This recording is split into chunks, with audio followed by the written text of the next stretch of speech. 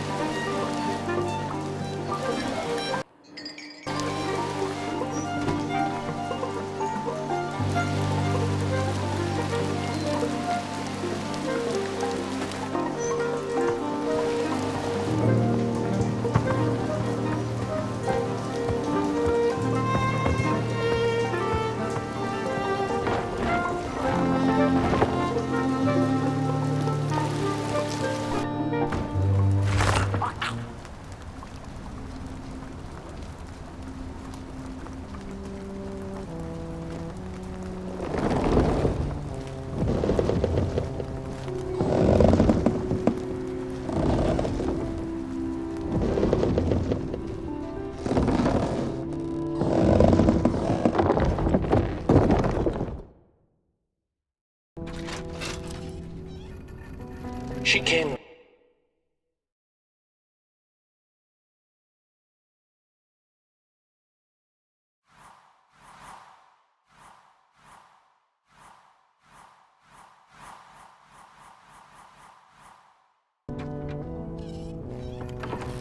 She came back one day from a long while of rock-picking under the gnarly trees. Usually the Merkel had been fond of fall and the refreshing cool of winter, but this time it had been much too long for her taste. Even the sun seemed tired, and she had all the rocks she needed, so she decided to treat herself to a long nap.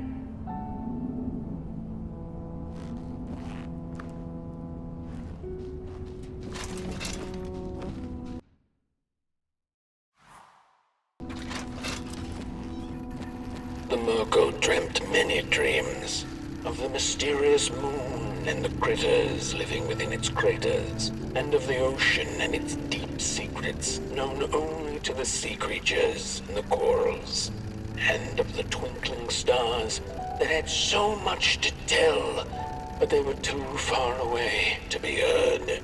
All of it intertwined in a colorful tapestry.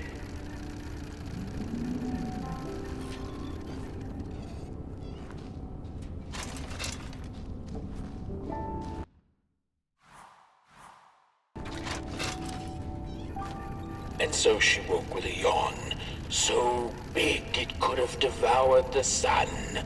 She had slept for just about a decade. A decent nap by Merkel standards. She smacked her dry lips, looking forward to what the new dawn had to offer as she left her lair and went out into the cool night. "Wait a minute," she exclaimed. "Night?"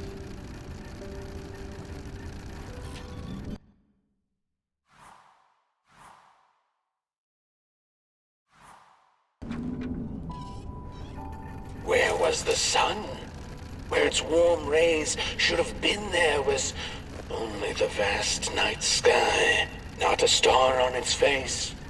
Well, the Merkel mumbled softly to herself, winter was late, so now the sun must be late too. Proud over her sound logic, she went back to her lair to take a complimentary nap.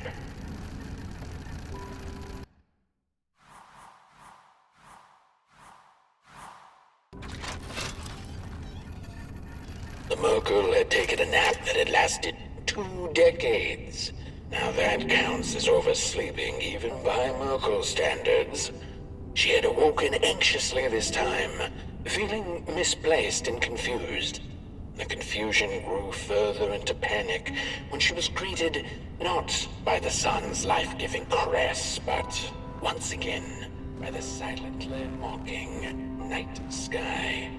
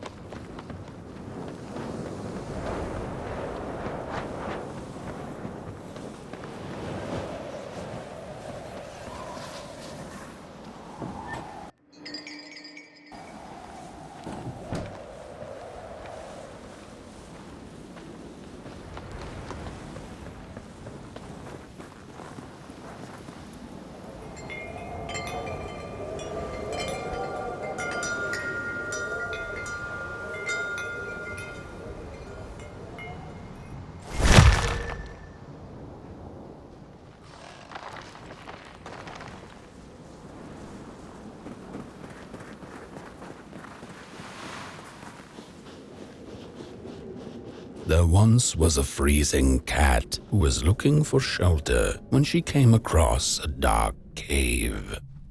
"Step into my abode," offered the dark. "It will warm you if you surrender your wants."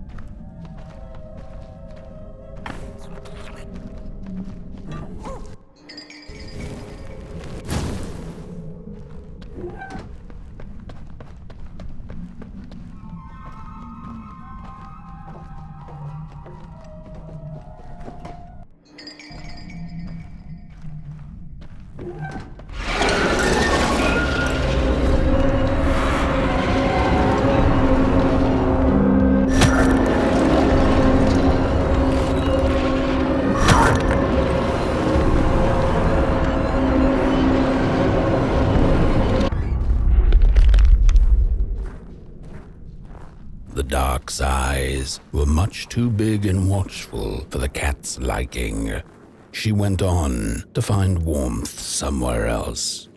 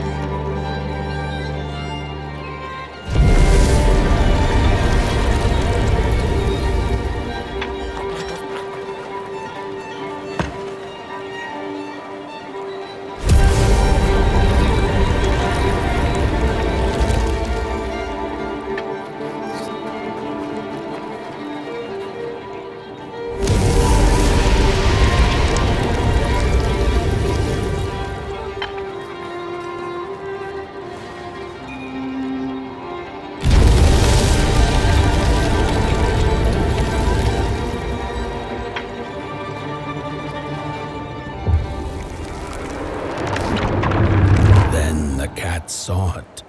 Rooftops piercing the sky. Approaching the town, she was greeted by a crone. Come, kitty, kitty, you must be tired. Sit in my lap. Share your soft fur, and I shall warm you for a spell.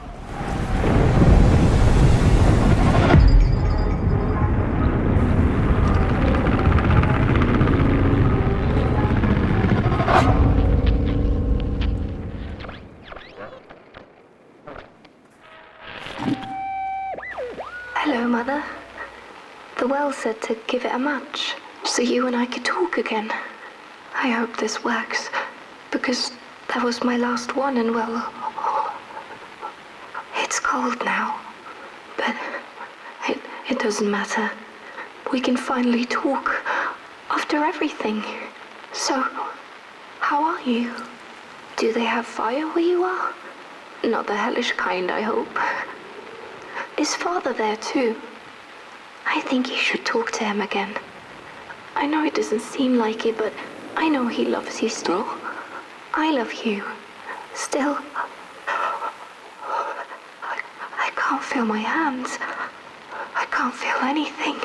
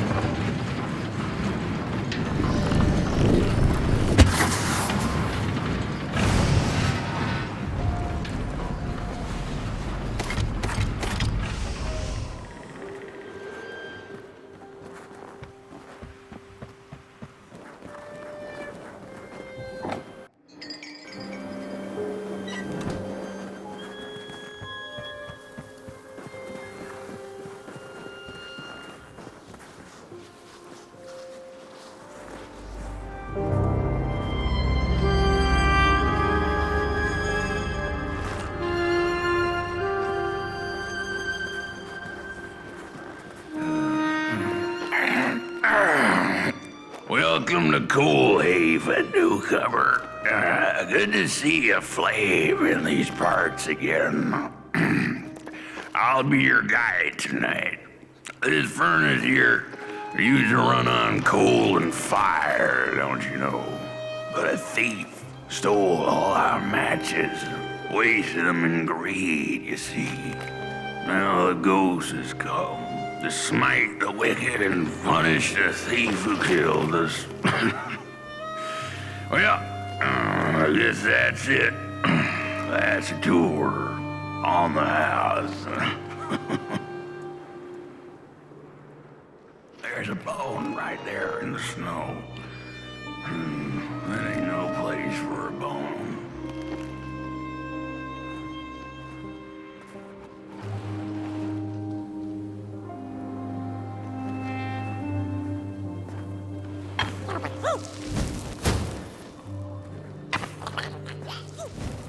Your flame can bring back warmth to our graves, and may the worms in our bellies dance again.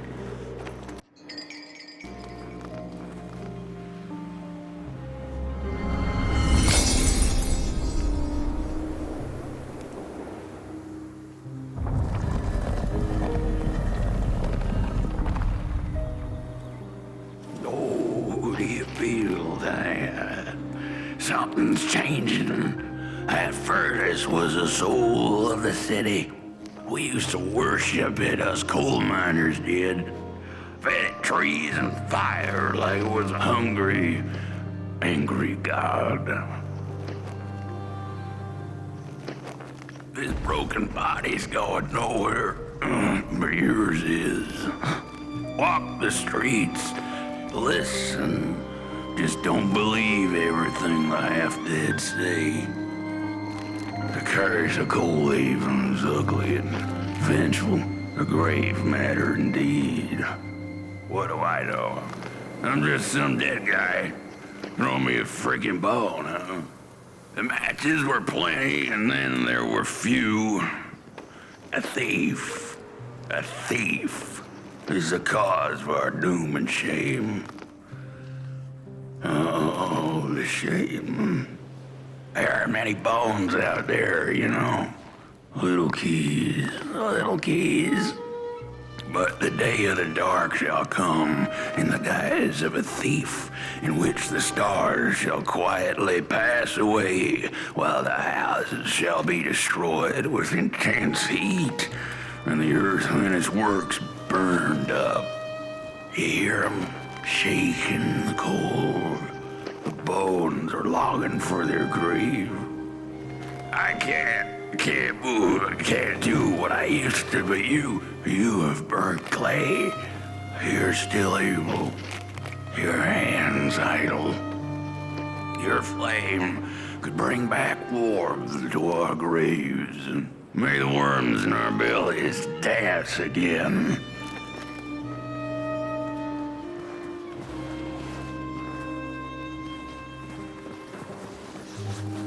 The cat didn't like the crone's crude pettings. Her hands tugged at her fur. Now, rest still, the crone said, as she pulled out a crooked knife. The cat was quick and escaped just in time.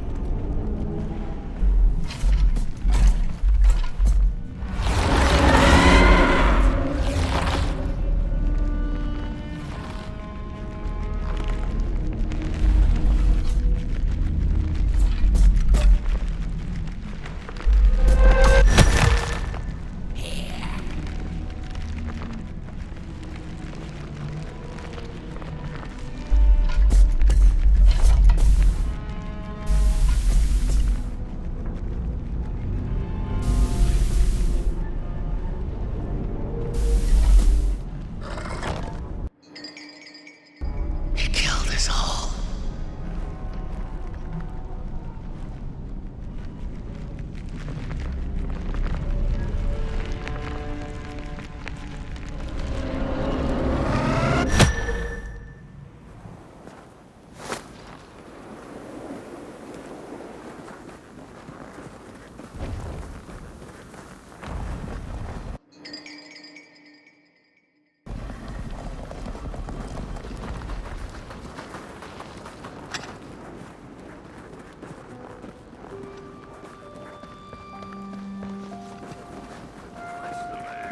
See a ghost.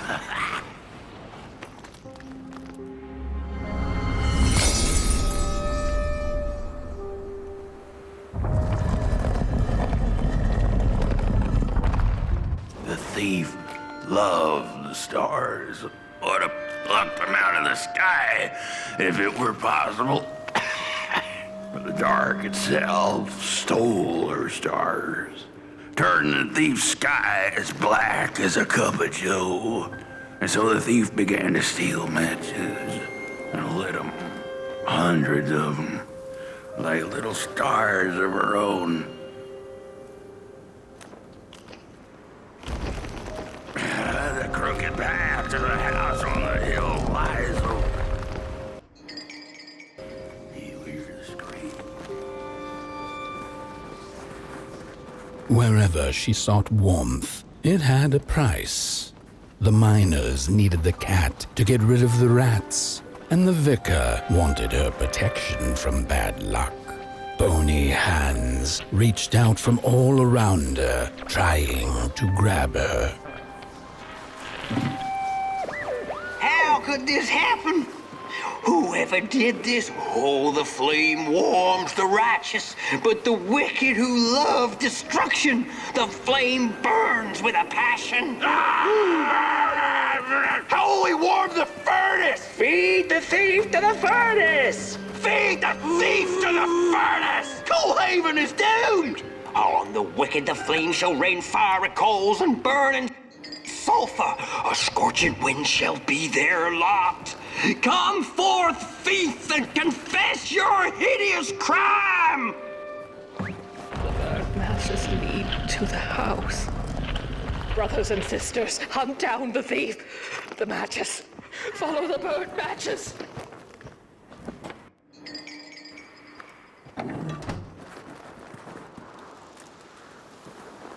The trail of burnt matches.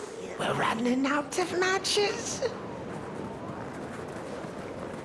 The furnace is dead.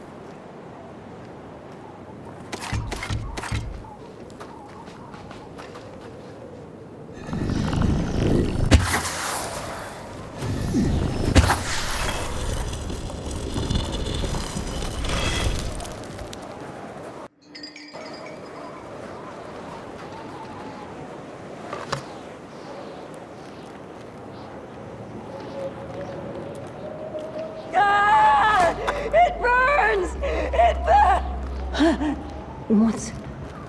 Oh, this isn't my body. The fire, did we snuff it out? Where's... Did I save them? The house. It's ruined. Well, it wasn't supposed to go down that way. They locked the door, threw the key into the woods. Huh. There was so much anger, and now there's nothing. This body is so uncomfortable.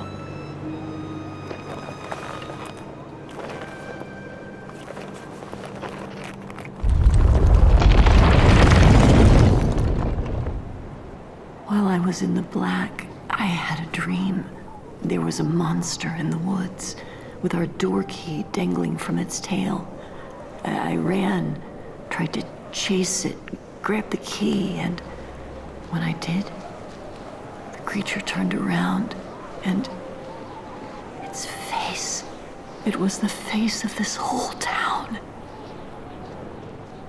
The key, I have to find the key in the woods, where the wild things rest. The key, I have to find the key in the woods, where the wild things rest.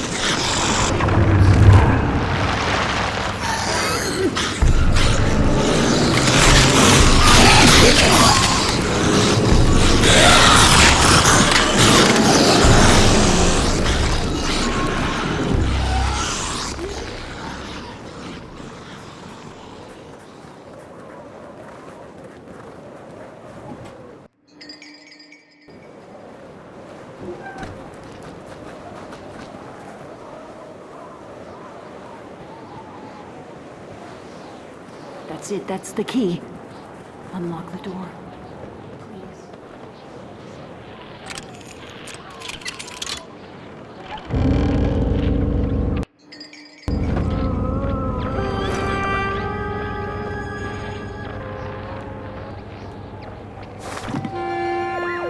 Furnace is getting weak.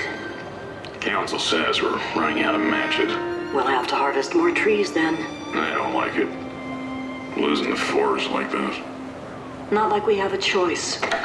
Mom, Dad, Oh, Curly, you startled me. they're coming here. All of them. What's that you're holding? It's just a match.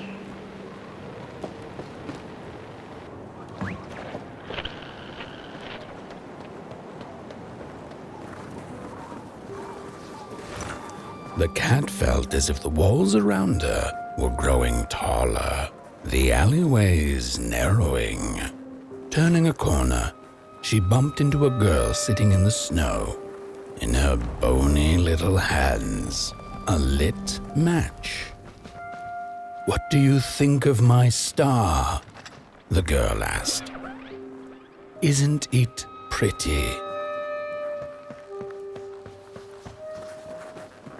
The crooked path to the house on the hill lies open.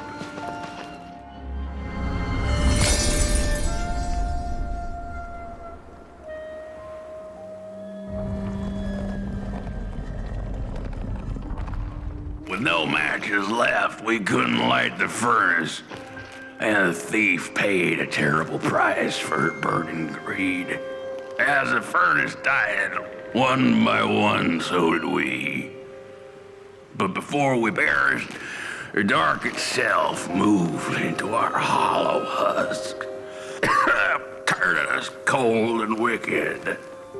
If I had a heart, I'd feel great shame for what we did. I'd feel great shame for what we did. The old man feels it too. Should have been long dead for the rest.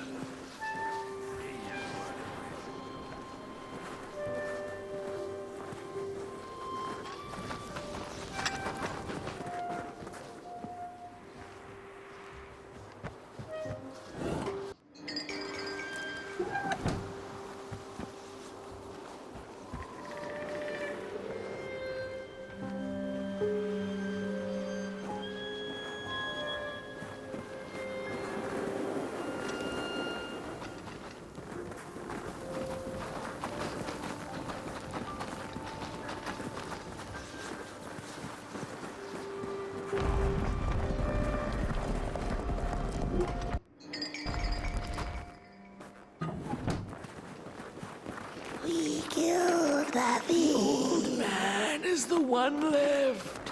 As for us, I know what we did.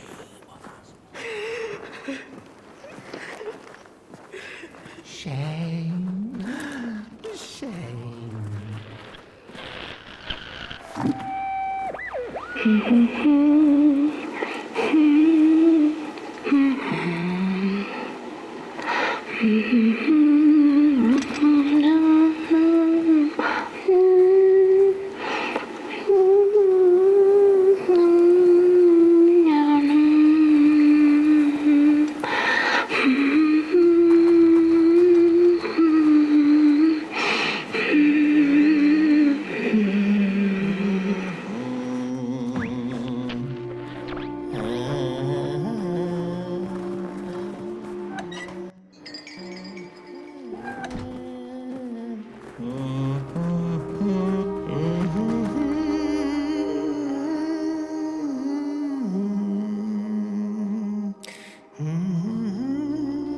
Oh, that voice.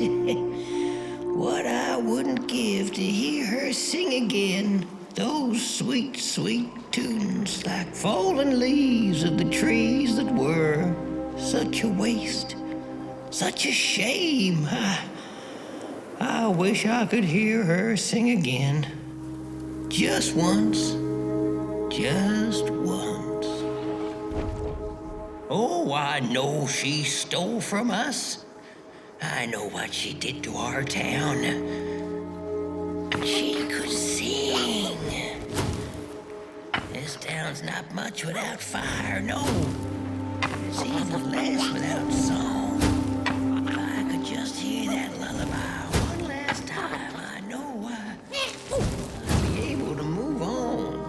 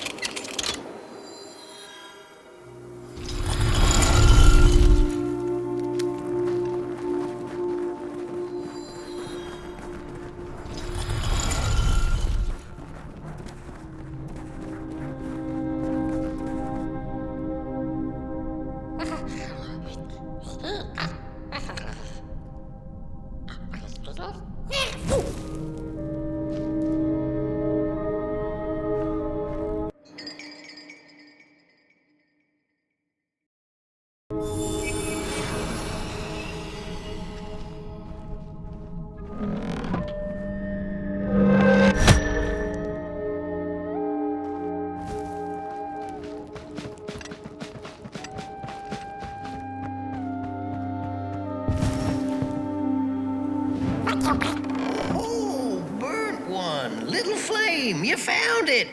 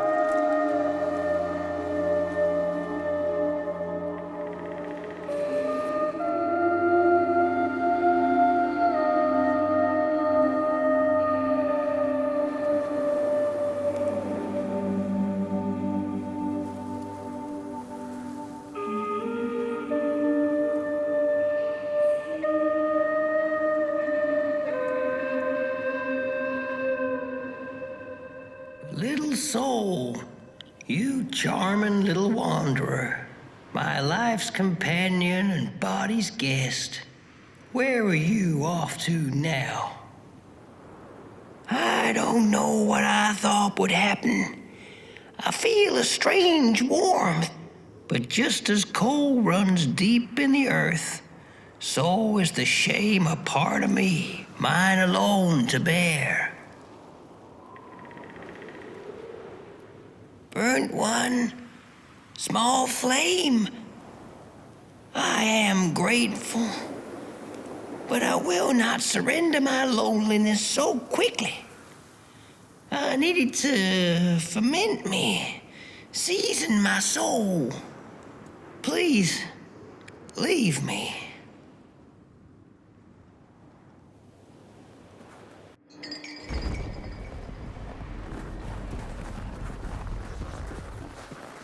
The girl offered her burning match, her last star, but the cat could tell she needed it all for herself. Grateful for her unconditional kindness, the cat left her to her ghosts. The matches were plenty, and then there were few.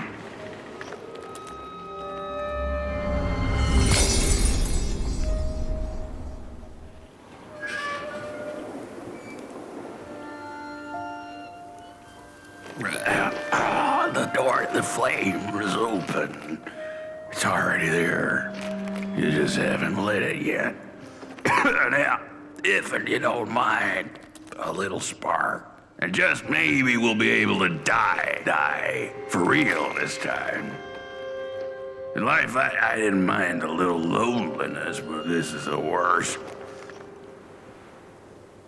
The furnace belongs to...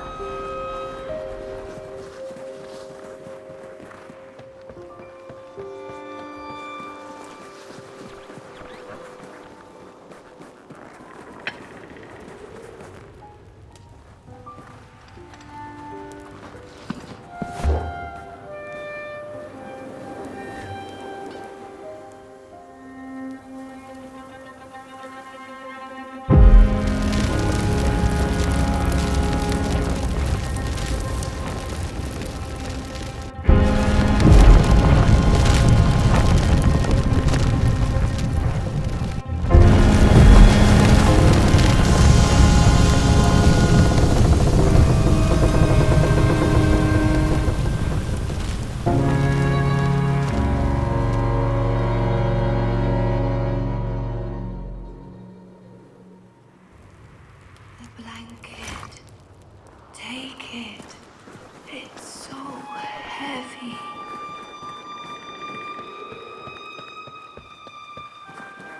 Release me. Light the match.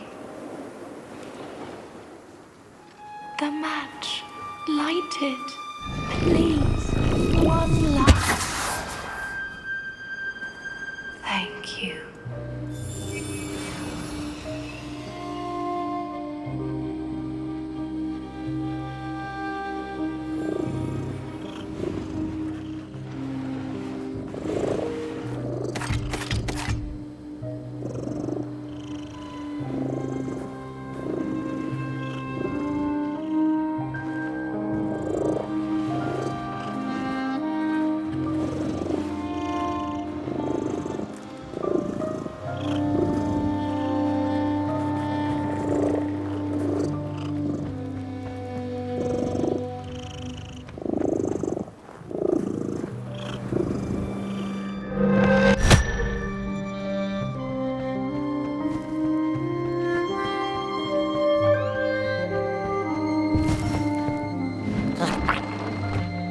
The cat finally settled in front of a giant burning furnace. In its bright flames, she could glimpse a dark future. This did not matter to her, for now she was eternally warm and at peace.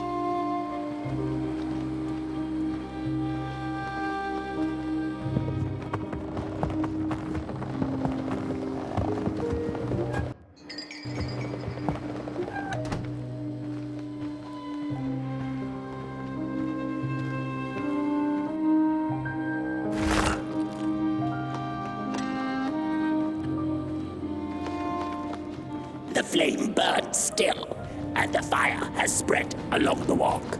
The cold takes its toll, and Potboy's flame flickers. But it is still enough for the climb to Moon Mountain, to light the final fire. The road always leads to Moon Mountain. Hark! His fire belongs to the mountain. It came from beyond the moon. You have always been destined to burn. The soothsayers have spoken.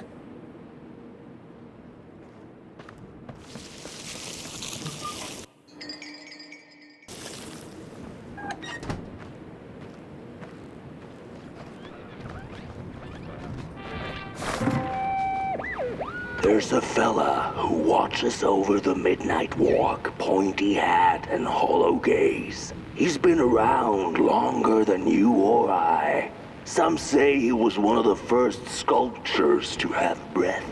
Some say he's not from around here, but from another maker's work table entirely. Some say he's seen what lies beyond Moon Mountain, but I just think he's lost like the rest of us, and he's waiting for the right one to come along, waiting for something that'll give him that eureka for his song. He keeps his banjo by his side, but he never plays it. Strange, but he's in no hurry. He's got all the time in the world.